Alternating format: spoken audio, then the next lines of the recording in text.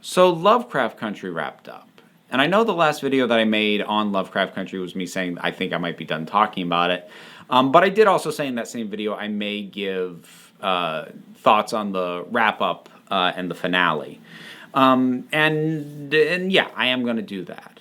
Because there are a number of things that happened in the last couple of episodes that I had some stronger connections with than I've consistently had with the show as a whole. So, like, there's one very specific moment that I can name you in the last episode, which was a moment that really hit home. And it's this moment where Ruby and Letty are at their mother's grave, and Ruby's, basically is chastising Letty. She said, she wasn't great, but she was still your mother. And Letty says, that's not enough. And first of all, that was kind of a fist pump for me, because one of the sentiments that I really struggle with in a lot of media is this idea of you have to love them, they're your family. You have to come to terms with them, they're your family. But you know what? Sometimes people in your family are so toxic or so damaging that no, the fact that they're your family is not enough. But I also like that Letty wasn't totally let off the hook either, that Ruby called her out for herself trying to evoke family when she needed help. So that even as Letty was decrying a toxic family environment and family member, that she herself was engaging in something, well, I can't say similar because we don't know a ton of specifics about what their mother put them through, but something in the same vein of, milking the idea of family for your own personal advancement, satisfaction, whatever it is you may need at the time. I think I've also come to understand at least one of the things that kind of was hanging over me and bugging me about the show as a whole. And now they were probably stuck with this because it's the name of the book the thing's based on. But I kind of wish Lovecraft wasn't in the title. Now, this may just be me, but what I mean by that is the way in which Lovecraft appeals to me is very specific. There's a lot of elements to Lovecraft. There's, the specifics of the sort of the stylization of the creatures he would talk about in usually in broad terms, but it was often slimy. He had a lot of anxiety about the sea, tentacles, lots of eyes, and those sorts of things. But for me, that in and of itself doesn't make it Lovecraftian. For me, Lovecraft has to evoke not just the unknown, because if something's just unknown, there's the possibility, and I feel like that's the angle the show took with it, that you can come to understand it. Like, it's unknown now, but you could learn it. And that was how I felt the show was approaching it. But for me, what appeals to me about Lovecraftian concepts and cosmic horror as a whole is that it's unknown and you can't know it. That's why people in Lovecraft stories go mad, because they can't wrap their heads around the things that they're learning. It is too big, too vast, too incomprehensible to fit in a human skull. And a show like this, where people have really wrapped their heads around this ancient book, its text, the spells, and how they work, I'm not going to say it's antithetical to Lovecraft, but it is antithetical to what I like about Lovecraft, which is you will never understand. Not really. You will catch glimpses and get little notions of something that is way beyond the scope of anything you will ever know or could ever know. Whereas it felt like both the show and the characters, and as a result, me as an audience member, understood what was going on too much. And for me, I should never it's the way that I relate to it. I feel like you should never come away from a Lovecraft or Lovecraft-inspired story feeling like you can properly synopsize exactly what happened and why. And there are still elements of that, like with the Shoggoth, and I'm not sure I totally follow what was going on with the one Shoggoth that sort of defended D, although I did absolutely take note that it was significantly darker toned than the other Shoggoths in the forest. I absolutely noticed that. But that and what happened to Hippolyta, which was interesting. What happened with Hippolyta was like one of the rare instances I've seen of taking that Lovecraft concept of the universe is vast and immense and you can't comprehend everything that's going on with it, and trying to experience that will transform you, being done in a positive way. Because obviously the way Lovecraft himself approached it was, this will drive you mad. Whereas what happened to Hippolyta did have that feel to it, but in a way that elevated her and bolstered her and brought her into her own power, which was, like, Hippolyta is probably my MVP of the show as a whole, truth be told. But aside from that, and like a little bit with the Shoggoths, I didn't get that vibe from the show. And I feel like in some ways I kind of held that against the show, possibly unfairly, because not everybody has the same hook into Lovecraft-style storytelling that I do. And if the writer of the original novel that this is based on, and or the writers of this show, are choosing to latch onto different aspects of Lovecraft than what I come to Lovecraft for, then yeah, that's going to end up being a little bit of a sticking point for me, and it may also be an unfair one. There was a really nice coming together by the end of the idea of reclamation and of legacy, because these characters have had so much taken from them. They have been robbed of their power, of their humanity in many cases, and this notion of reclaiming what is theirs by right. That really felt like it was at the heart of the Book of Names, and the fact that it was taken and then held on and passed through. And so this legacy, they're still trying to pass on what power they have, what power they could get their hands on, but it still takes the right circumstances, the right support to actually put that power into practice. And there's a wonderful, I can't even think of the word, but I liked that when Christina, keep my words to myself on her. When Christina says, you have barred me from magic, and Letty says, I barred all white people from magic. And I liked that a lot. Now, not all of this was like textually in the show, but, if you take in the scientifically acknowledged fact that human life originated in Africa and would have been originally dark-skinned, and it wasn't until people migrated further north and lived in more temperate climates that skin would have started to lighten over time, that the truest birthright to this power would be to black people. Like, if this is the language of Adam would have been black.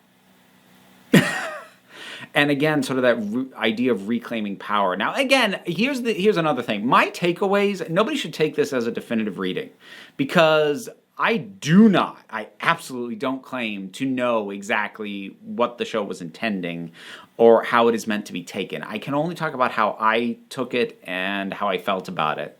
Another one of the issues that I had across the season was in terms of relating to some of the characters. And by the end, most of them had been, if not improved in my eyes, at least ultimately had done some things that I'm like, okay, I get that a little better. Like, I turned harshly on Atticus when Gia showed up and he basically kind of spat at her and said what we had was nothing. Like, that was so cruel and gaslighty. Like, I turned on him harshly for that. I really did. I had big issues with that, but he comes to an acknowledgement of what he did, that it was wrong, and why he did it, and he does apologize. Does that make it okay? No, but it means that that both the character and the show recognizes not okay, super not okay, so that helps. My feelings on Montrose are still, they leveled out at middling. Here's what I'll say. If they were going to try and humanize Montrose, I took to it much better when they did so with the Travel Back in Time episode when we got to see Tulsa, which, first of all, is an event that I was aware of. I did know about what happened to Black Wall Street. And the episode where they go back there is very well handled. There is a real sense of tension and ominousness and a real proper sense of loss and of just awfulness when things go south there. And especially, seeing these families try to defend themselves against these people who have come to burn down everything they have. But when we get flashbacks to Montrose there, as a kid, suffering abuse from his father, and when Montrose talks about, he goes to this boy and says, I don't want to be around you anymore because I'm not going to use the word he used, but because you're gay and I'm not. And he's clearly in denial. That did a much better job of humanizing him than in the episode immediately following when he killed Yahima, that it was just revealed, oh, he's gay and he's closeted. And I took very badly to that because it felt like part of the reason I took it personally is as a member of the LGBTQ plus community, it felt like my standing and my empathy towards members of that community, which I am a part of, was being manipulated to try and make me feel good about someone who I really was not. I did not want to feel good about him, especially immediately following what he did and how little acknowledgement there was of that he did it. Now, I think it's really worth mentioning, I think it's important for me to acknowledge that Misha Green, who's the creator and the head writer on Lovecraft Country, has talked about Montrose killing Yahima and basically acknowledged that what she had wanted, that action to bring across, was not properly brought across. And, in an age where a lot of creators and writers tend to double down when people confront them saying like, hey, you did this and it's kind of a problem, I do appreciate that she made that acknowledgement. That helps, and it helps me sort of digest like, okay, so you made a mistake. It wasn't intended, it wasn't targeted, it was a mistake. Everybody makes them. But, this versus that just, and he's in the closet and he's gay, and it doesn't feel triumphant that he's like willing to kiss his partner in public. And I'm like, no, I was not okay with that. But here, giving us this insight several episodes later in a way that feels more like explaining rather than excusing who Montrose is, I took to that much better. I still don't really love Montrose as a character. I'm not sure I ever will. But I'm more okay with him now than I was. And again, his placement in all this speaks a lot to the show's themes of family and legacy. And, the question of whether or not he's even Tick's father at all. Bring that up and integrate it into these things. Like, basically deal with the fact that family matters, but family is messy. Yeah. I feel like I didn't do a great job in the last video I did where I said I might be done talking about the show, because there were some things I must have expressed poorly, because there were some things that went on in the comment sections where people seemed to think I was bailing on the entire show because it made me uncomfortable. I'm pretty sure I said specifically that I was going to continue to watch the show. I was just not going to keep doing episode by episode reviews, and it wasn't because the show made me uncomfortable. In some ways it did, but usually in ways that I think were deliberate and intended, and I should feel uncomfortable about. So, I'm fine with that. But I didn't feel comfortable doing episode by episode reviews at that point because I felt like I wasn't contributing anything meaningful. And I don't usually get hung up about that when doing review work. I figure, well, I'm just putting my opinion out there, it's fine. But, knowing what this show meant to a lot of people, and knowing a lot of the intentions and the themes behind it, and that it is well outside my wheelhouse of life experience, that's what made me uncomfortable. Not watching it. At least not in a way that I was going to stop doing it. It was talking about it that was starting to make me uncomfortable. And again, that's not me saying I don't want to engage in a conversation, but I was starting to feel like I would rather sit back and listen to other people than keep talking, because I'm not sure anybody needed what I was saying. I didn't feel like I was contributing. I'm not sure how much this one's contributing, but it felt off to leave it at that last video that I made. So my thoughts on the season overall, it isn't what I had hoped it was in terms of what elements of Lovecraft it was going to do. And if it gets a second season, I do intend to watch that because I feel like I at least have a better understanding of what it isn't. And one of the things it isn't was something that I kind of hoped it would be. So with that kind of behind me, I might be in a better position, or at least I hope I would be in a better position to appreciate it more. But it's a show that as a whole I can appreciate an awful lot about what it's doing, certainly the themes that it's grappling with, the unflinchingness with which it depicts a lot of very real and very awful parts of American history, much of which are still felt or still actively happen. And I think it's a show I'm very glad exists. I'm a show that I'm glad it happened. There were parts that really, really, really rubbed me the wrong way, but that was also specific to my experience. And that's kind of what happens.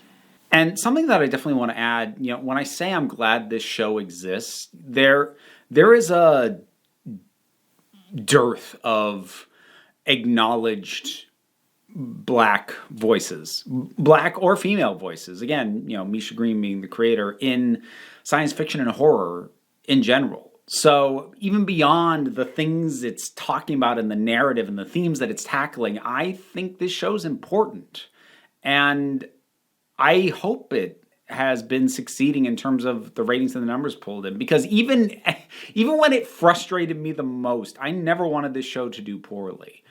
I think it's actually great that something as sizable as HBO has put as much muscle and marketing and faith behind something from a black creator, from a female creator, in a genre where both of those things don't get the boost that they need. And that's not me saying like there aren't black or female voices in sci-fi and horror. There are. You don't usually get the backing of something like HBO. So that's another reason that I am genuinely glad the show exists. Yeah, I guess I'll wrap it up there. But in any case, Lovecraft Country. Last episode or the series as a whole. What did you think about it? Whatever your thoughts are, drop something down in the comments and let's talk about it. Usual stuff to do, like, share, subscribe. I have a Patreon, which is what pays my bills. No pressure, though. I try and take a relaxed attitude around here, so just come on back next time you need a break.